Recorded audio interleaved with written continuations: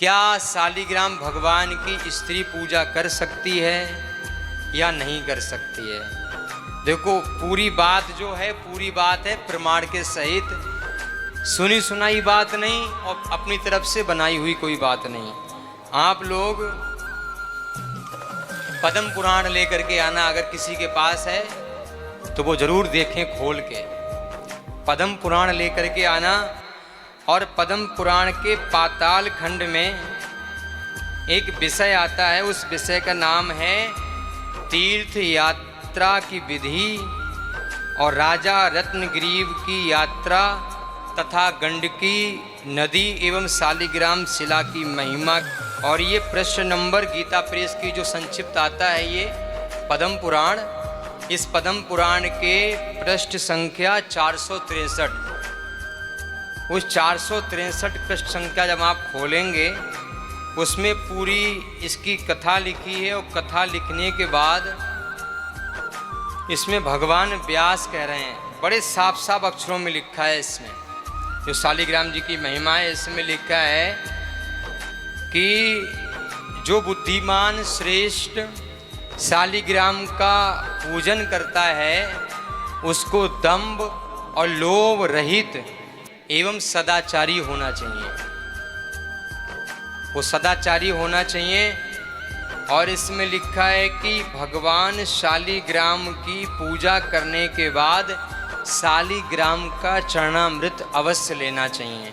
जब हम भगवान का चरणामृत लेते हैं, चरणामृत लेने की विधि ये है, अपने हाथ में चरणामृत लिया और एक श्लोक है, अकाल मृत्यु भवभय हरणम सर्व व्याधि विनाशनम विष्णु पादोदकम पीत्वा पुनर्जन्म न विद्यते।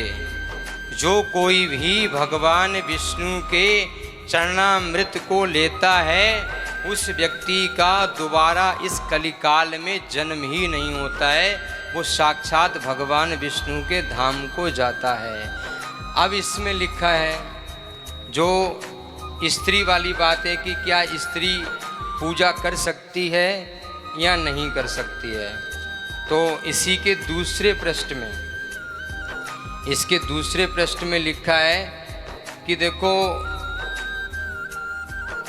इसमें लिखा है ब्राह्मण क्षत्रिय वैश्य तथा गृहस्थ भी शालिग्राम की पूजा करके मोक्ष प्राप्त कर सकता है। ठीक है, चारों वर्णों के लोग भगवान शालिग्राम की पूजा करके मोक्ष प्राप्त कर सकते हैं। फिर इसमें आगे लाइन लिखी है, बहुत महत्वपूर्ण लाइन है ये आगे वाली लाइन, जो भगवान व्यास लिख रहे हैं पद्म पुराण के पाताल खंड में। भगवान व्यास लिख रहे हैं, परंतु स्त्री को कभी शालिग्राम शिला का पूजन नहीं करना चाहिए। फिर लिखा है इसमें, विधवा हो या सुहागिन हो, यदि वह स्वर्ग लोक एवं आत्म कल्याणकारी इच्छा रखती है तो शालिग्राम शिला का स्पर्श ना करे। अगर स्वर्ग की कामना रखती है कोई स्त्री तो वो शालिग्राम शिला का स्पर्श तक ना करे। ये पद्म पुराण में साफ साफ लिखा है, ये कोई अपनी ओर से बनाई हुई बात नहीं है। जिसके मन में विचार हो, गीता प्रेस की इतनी प्रमाणित पुस्तकें हैं, आप वहाँ से लेकर के आएँ। और पाताल खंड में साफ साफ भगवान शालिग्राम की महिमा के बारे में लिखा है। और नीचे इसमें लिखा है कि 4, 6, 8 सम संख्या में शालिग्राम मूर्तियों की पूजा करनी चाहिए, परंतु सम संख्या में 2 शालिग्रामों की पूजा उचित नहीं है। अगर जहाँ पर 2 शालिग्राम रखे हों तो यहाँ तो उनमें से एक की ही पूजा करो। 2 शालिग्राम की पूजा करने के विषय में पद्म पुराण में साफ साफ मना किया गया है कि 2 शालिग्राम की पूजा नहीं करनी चाहिए। 4 हो, 6 हो या फिर 8 हो, इतने शालिग्राम की पूजा करनी चाहिए।